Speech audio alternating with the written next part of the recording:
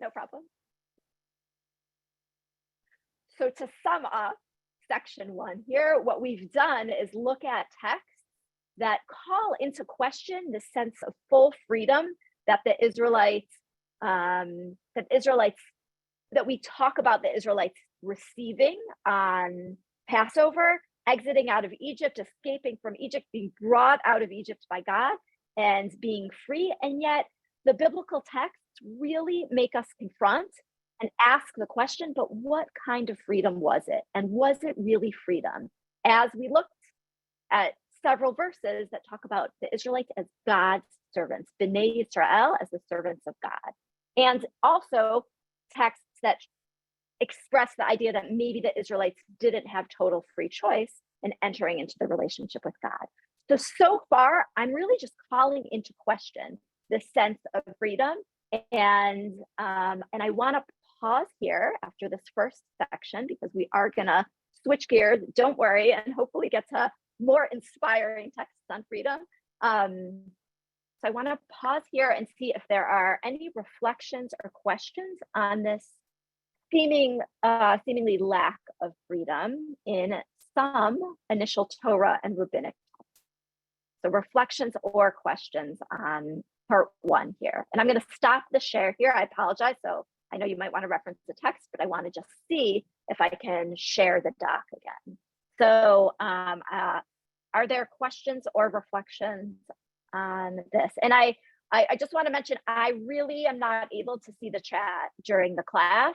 So if you please, just know that I cannot see it. I cannot see the comments while during our class, like every now and then I really might try and see them, but I can't meaningfully take in what the comments say. So if you have a question or reflection, I'd love to hear it out loud. And we'll take 1, 2, or 3 at the moment. I would love to hear some of your voices. While people are still marinating with the texts, so far the only real questions in the chat have been, can we make the text slightly larger when we share? Bigger? Okay. Yeah. But I'm hoping it's lovely to see faces, but we would love to hear your voices as well. Okay, Stanley.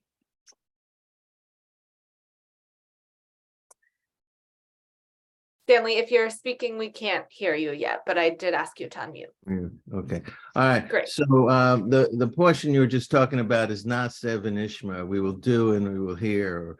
So that seems to me to be a pretty powerful choice that they trust that there's an issue behind it, that they trust what's going to happen rather than this idea that some rabbi said that they turned a mountain upside down and going to drop it on their head. It's a nice fantasy, but there's a trust that goes into it. We will do what you say, and then we will whatever you say, we're going to do. And that's the Yeah, absolutely. I think what we have to keep in mind always is almost always. I mean, there are certain things that I don't know, is this a monotheistic religion or not?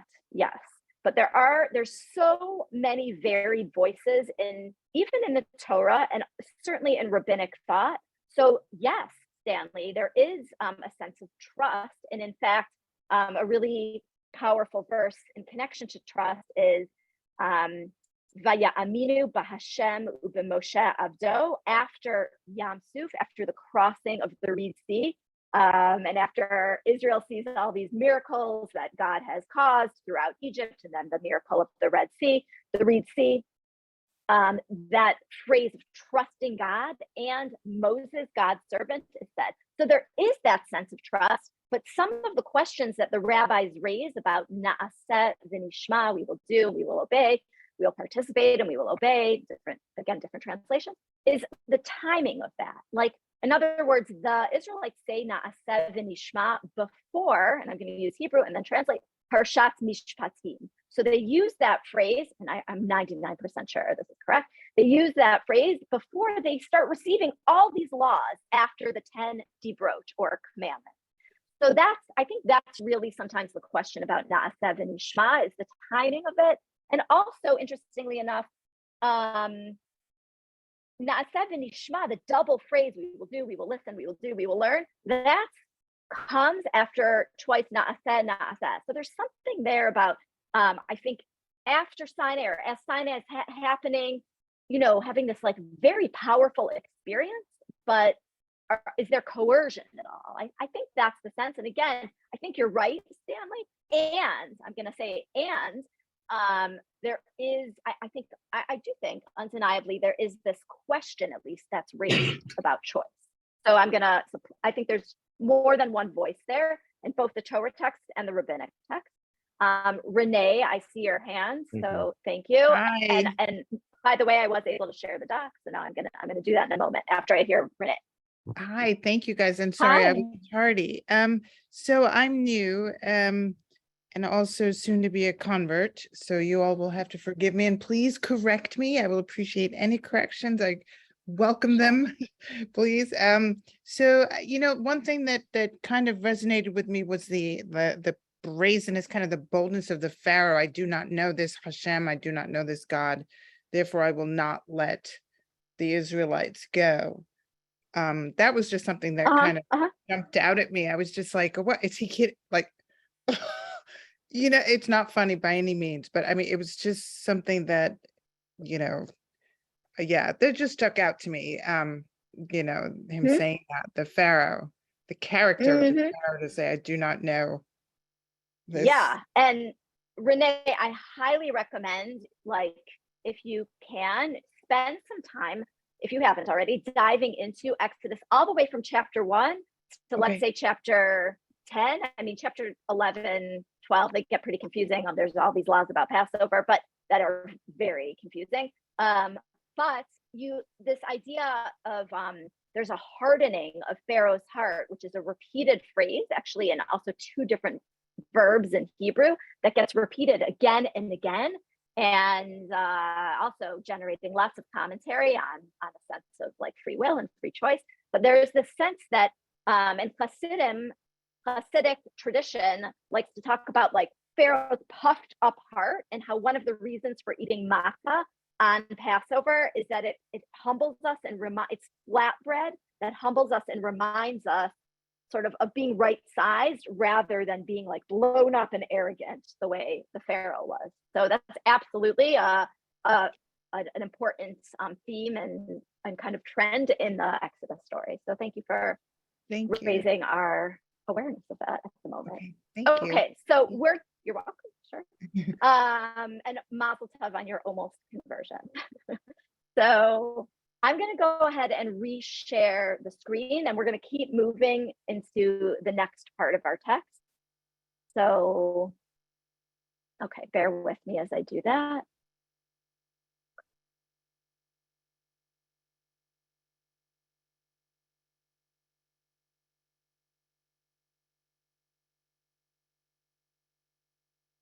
Okay, great. And I see some of you are in there, which I'm so happy about because I think your ability to navigate is important. You can size the text the way you want. But I'm going to make it bigger. It was at 150% before, so I'm going to keep it. I don't know if that's big enough. If that's still not big enough, Mara, you could let me know. If it would be hard for me if it were bigger, so I think I have to keep it at the size. Okay. Alrighty. So I want to shift gears now. We've stated sort of the problems and asked the question, what is the Torah? What is freedom in the Torah?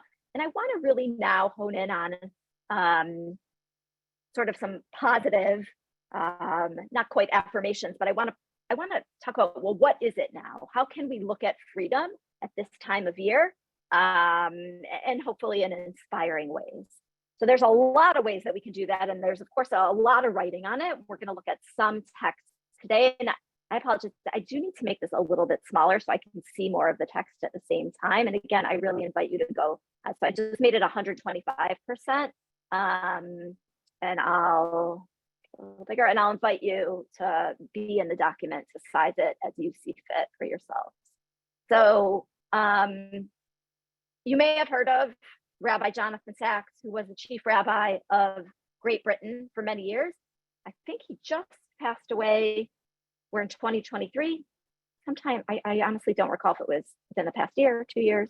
So it might have been like 3. I don't think it's that far, but he has so much writing online and print and very beautiful drashot, very beautiful interpretations of Judaism and its relevance for us today. So I'll encourage you all to explore his writing if you haven't already. Again, typically a very knowledgeable group here, so you may be quite familiar with him.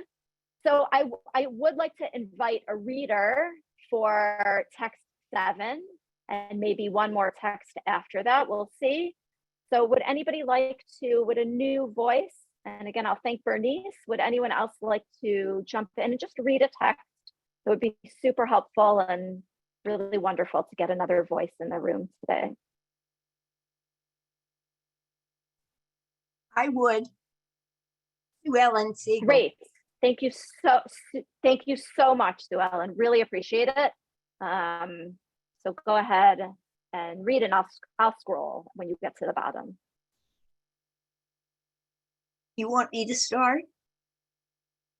Yes, please go ahead. Okay. And I'll, as soon as you get to the bottom, I'll scroll. Okay. Thank you. At Sinai, a new kind of nation was being formed and a new kind of society, one that would be an antithesis of Egypt, in which the few had power and the many were enslaved. It was to be, in Abraham Lincoln's words in the Gettysburg Address, a new nation conceived in liberty and dedicated to the proposition that all men are created equal. Indeed, without the covenant at Mount Sinai, Lincoln's words might have been inconceivable, for nowhere else do we find anything like the politics of Mount Sinai, with its radical vision of a society held together, not by power, but by the free consent of its citizens to be bound individually and collectively by a moral code, by a covenant with God. That covenant, breathed Sinai, set moral limits to the exercise of power.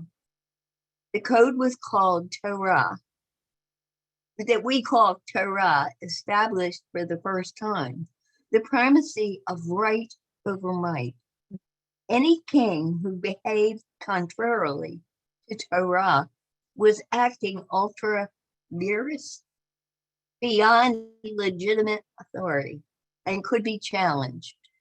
This is the single most important fact about biblical politics. Moses tells us to the people who reply, "We will do everything the Lord has said." Until the people had signified their consent, the revelation could not proceed. The principle at stake was that there is no legitimate government without the consent of the governed, even if the governor is creator of heaven and earth. I know of few more radical ideas anywhere.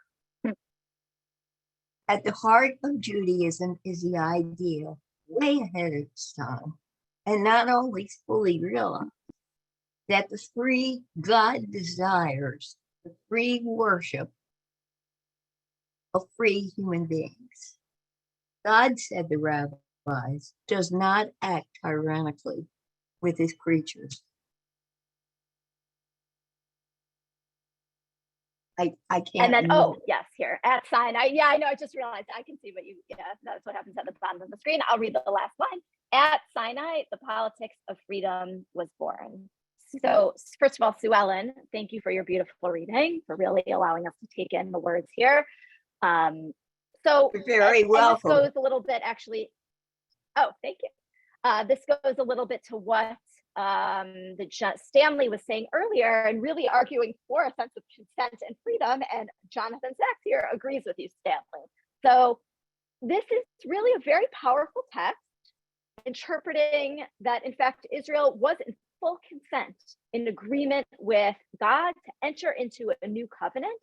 And from our points of view, I think in modern times, there may be parts of the covenant, parts of the Torah that don't sit 100% well with us.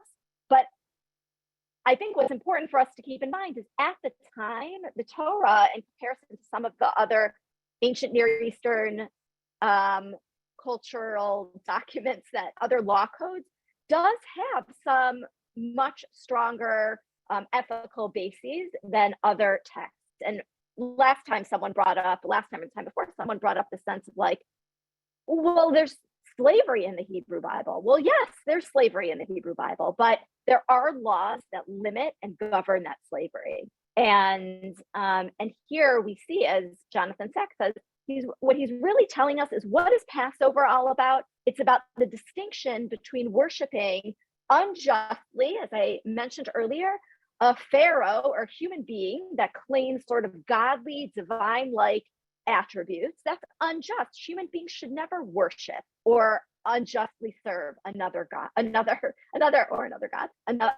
human being. And what Rabbi Sacks is suggesting here is, in fact, this is the birth of political freedom, of a sense of agreements, social contract in which human beings are responsible to behave ethically.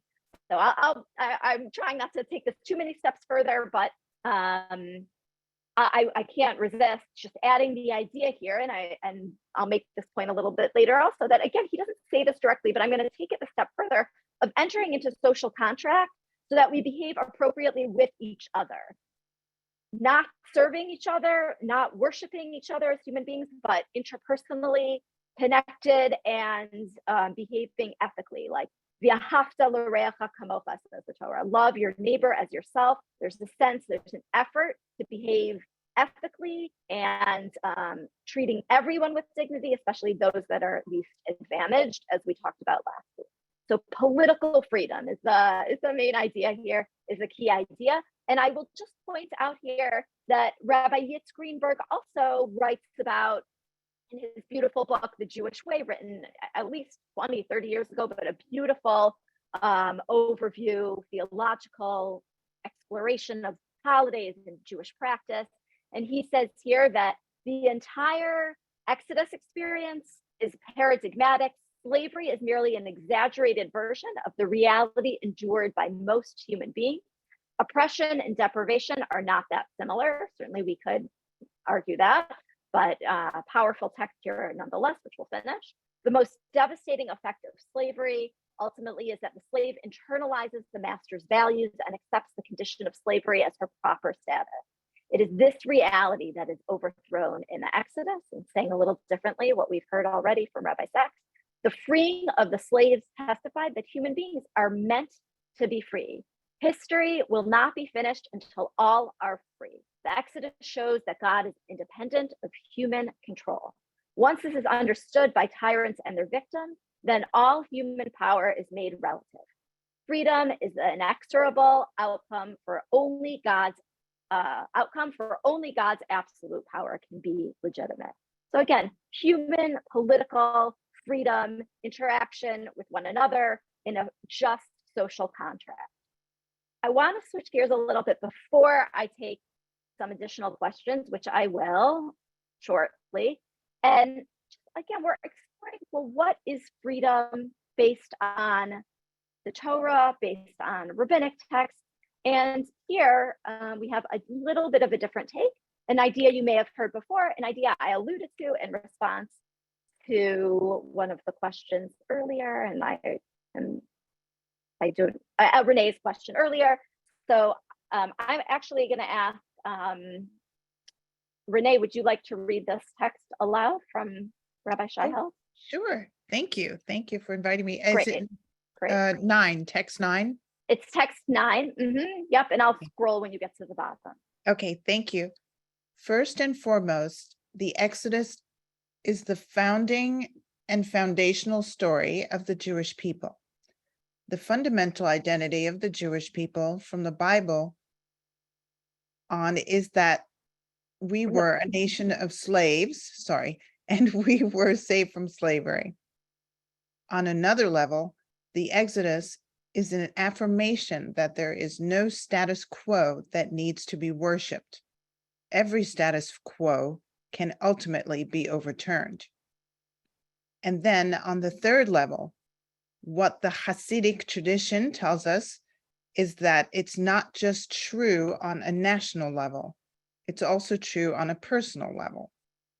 What are the status quos in my life that I may take to be permanent, but that may in fact be overturnable? I don't necessarily need to be the kind of person who ends up in this or that oppressive situation.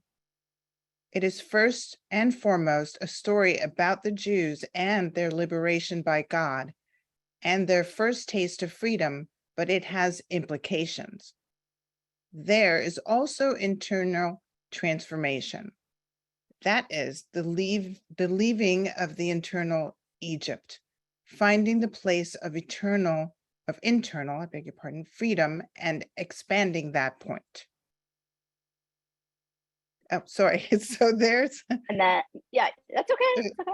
so there's all those levels at the same time. Ideally, all of those levels function simultaneously. Now, it's of course the case that different people and different communities at different moments may end up ascending one or the other more heavily, but they all have to be there, and ideally they should all be there together. When the Bible says, you know the soul, nefesh, of the ger stranger, which could probably be understood as, you know what it feels like to be an outsider. How can you know that? If you remain too afraid to actually engage with the parts of you that have most deeply felt that way. There's a way in which understanding the ways that you have been downtrodden is integral to the process of learning to care more and be more present with the downtroddenness of other people. Okay. Hmm. Okay, great. Thank you so much. A very powerful text where Rabbi Scheihel talks about, and he talks about this in some of his other writing. Also, this is an interview from, I don't remember, a few years ago.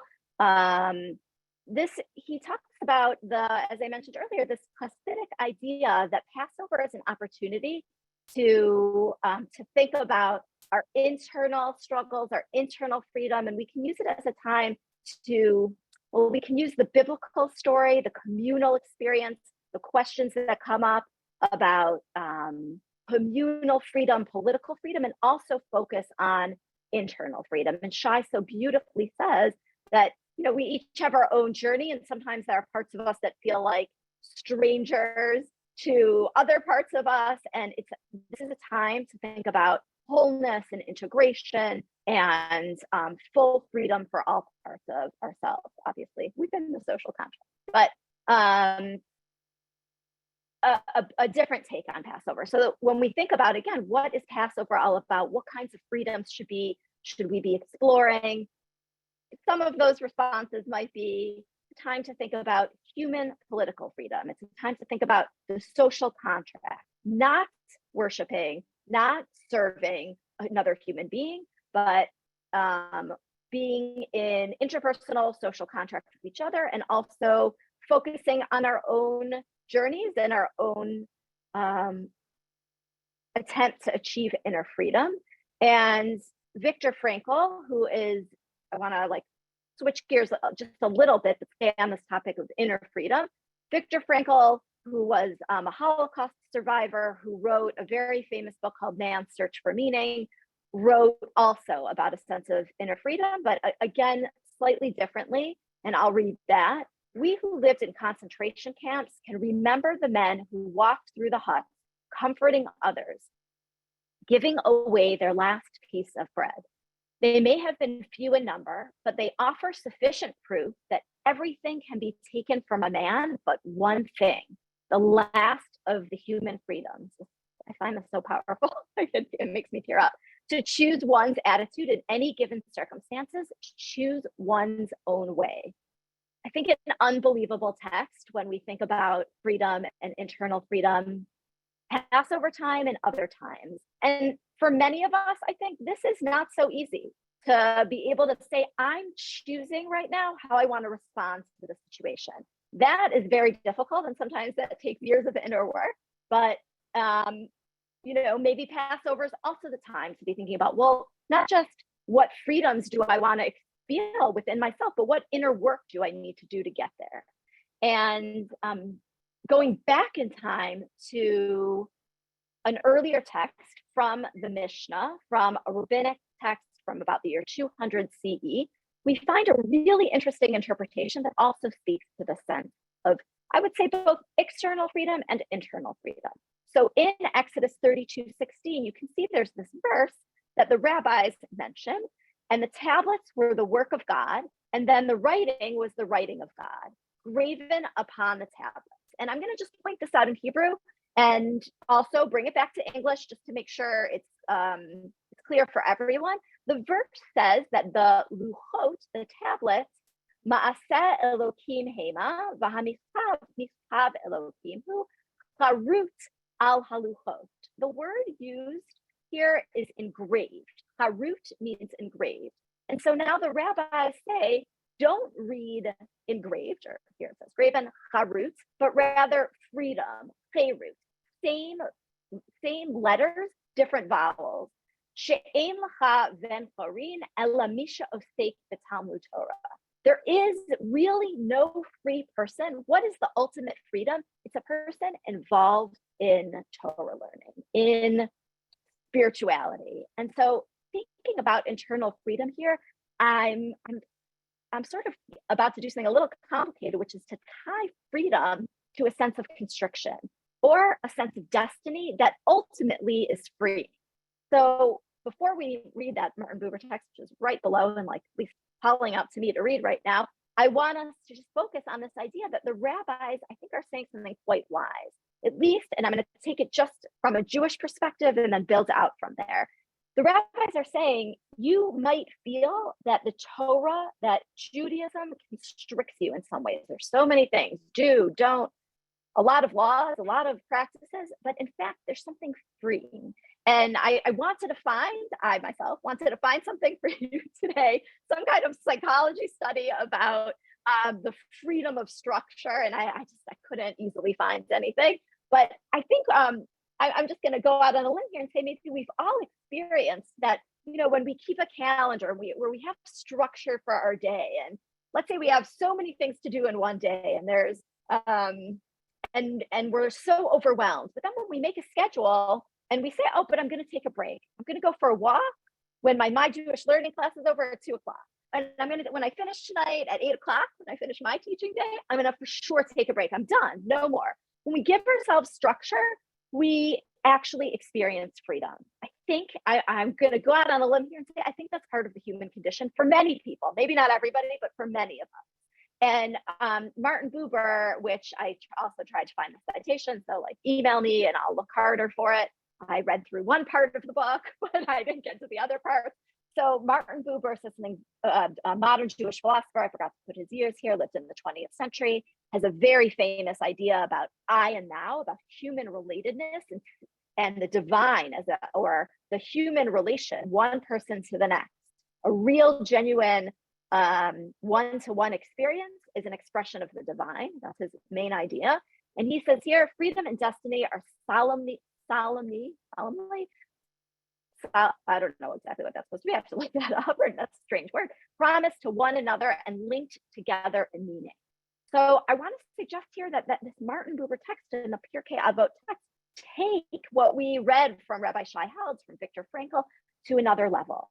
Passover could be a time for us not only to think about what are ways that I want to feel freer, what is the inner work that I need to do in order to feel freer, but also what structures, if I accept Judaism, certain parts of Judaism, spirituality, some structure, if I accept some of that upon myself, is that freeing for me?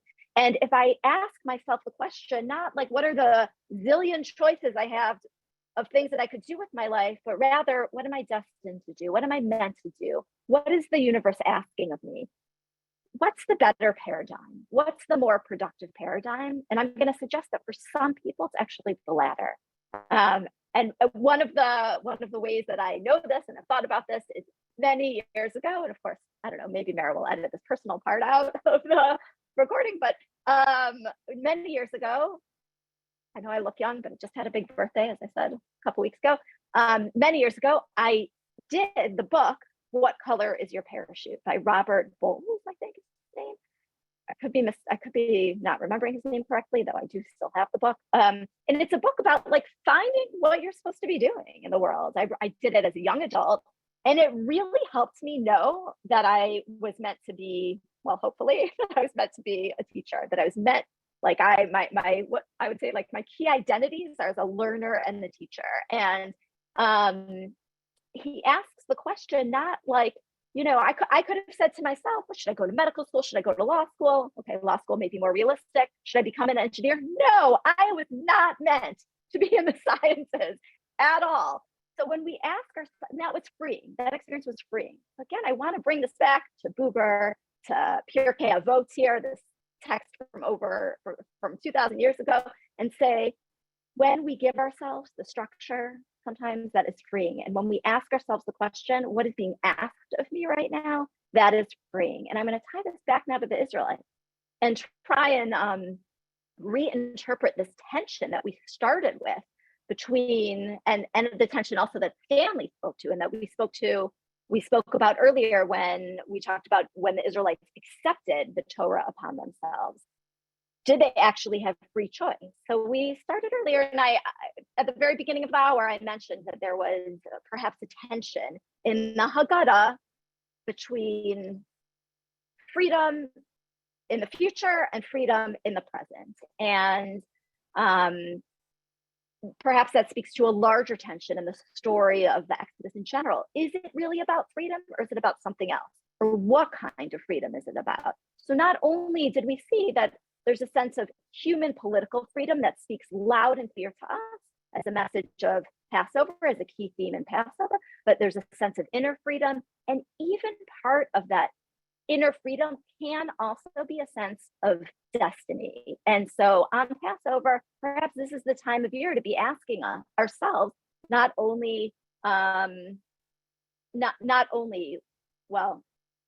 let me say this, perhaps it's the time of year to be asking ourselves, not just what does the Bible mean by freedom? What does this holiday of freedom mean for us? And what is inner freedom? How can I be more free? Also, like, what am I destined to be and to do and to bring in positive ways to this earth while I'm here on my visit here in the limited time that I have? And that, in fact, can be, I think, for all of us, extremely freeing. So I want to pause here. We have a few minutes. And I would like to take 1, 2, or 3 reflections or questions. We're going to take a couple until about 1:57, 1:58. I know that's not a lot of time, but I want to just leave a teeny bit of time to wrap up. I see Carol raising her hand. So I'm going to ask Carol to unmute, and I'm just going to make sure, okay, somebody else just muted. It's unmuted. So Carol, yeah, go ahead. Go ahead. Well, I am new to Judaism also as Renee. My Bet Din should be in August, so I'm looking forward to that. But I wanted to say my freedom is being able to be Jewish, is being able to choose to be this lucky. I'm so lucky that I get to say soon that I am Jewish. That is my freedom. Beautiful. Thank you, Carol. Thank you. And Carol mentioned her Beit Din. A Beit Din is a Jewish rabbinic court that often oversees a conversion. So I wanted to just tell everybody what that term is. And again, just echoing, I see Renee smiling, echoing the Mazel Tov to Renee, Mazel Tov also in advance to you, Carol. And thank you for sharing that part of your journey with us. Thank you. Yeah. Any other reflect? Oh, I see Paula. Paula, I'll invite you to unmute and share any reflections or questions you may have at the moment. For me, it's tied up with the idea of Dayenu. Right? Dayenu means it would have been enough. And I think one of the questions, and we all know the song, and I won't sing it because we'll have an earworm for the next 3 weeks. So for those of you who know it, sing it in your head. It's also a good way to wash your hands for 15 seconds, but that's another point. Okay. I think the exercise of Dayenu is what would be enough. So, I mean, we start with, you took us out of Egypt, and that would have been enough. And I think, I mean, you go through the whole text, and people who have Haggadot can look at the text, but I think for us as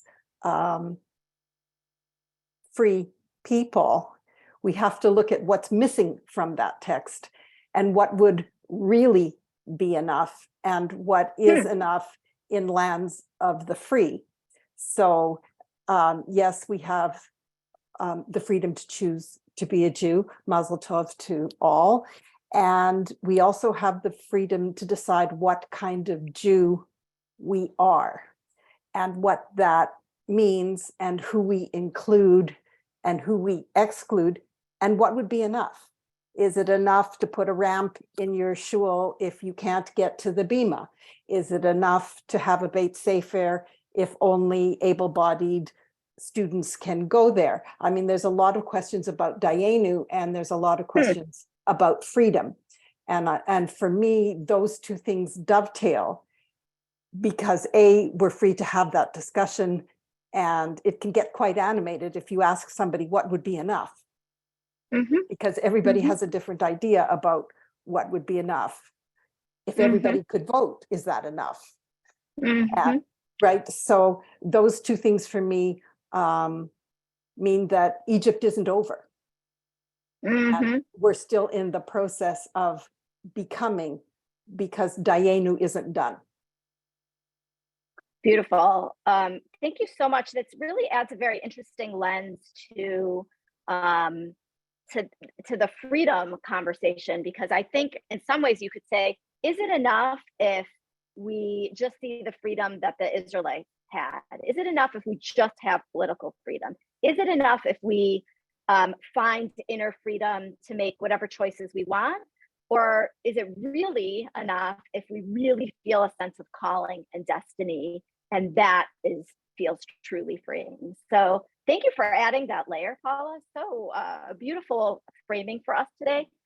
So so with all that, we do have to end. So, you know, for those of you that we were together for all 3 sessions, thank you so much for learning with me. And for anyone that was here for just one or part of one, thank you to you also for making some time to explore Passover. And I really wish everyone not only a holiday of freedom, but a holiday of the freedom to ask questions, including the questions that Paula mentioned and all the questions that we raised today. My screen is still shared, and I'll just point out as a last text, I linked to a text here about the pedagogy of freedom, and that's another layer that I'll invite you to explore on your own. So in Hebrew, I'll wish you a Chag Kasher V'Sameach, and in English, I'll wish you just a joyous, free Passover season. And thank you so much again for taking the time to be here. I will echo Abby in thanking you all. And I am just sort of filled with gratitude to you, Abby, for bringing us these texts and helping us think about these really important themes as we go into Pesach, into Passover. I will leave you all with a little bit of a teaser of Abby's next 3-part series, which I know that the idea of Pesach ending is just like, whoa, what does that mean? It's not here yet. Give me time, but I want to leave you with this. Abby brought to my attention that it is traditional to study Pirkei Avot, the wisdom of our fathers, of our parents, during the Omer, which is the time between the Seder and the holiday of Shavuot. So we will be diving into some text from Pirkei Avot during the Omer. So please be on the lookout for that session. And we hope to see you then. So this is not the end. And I'll say again, Chag Sameach to everyone. Thank you so much. Thank you. Bye, everyone. Thanks.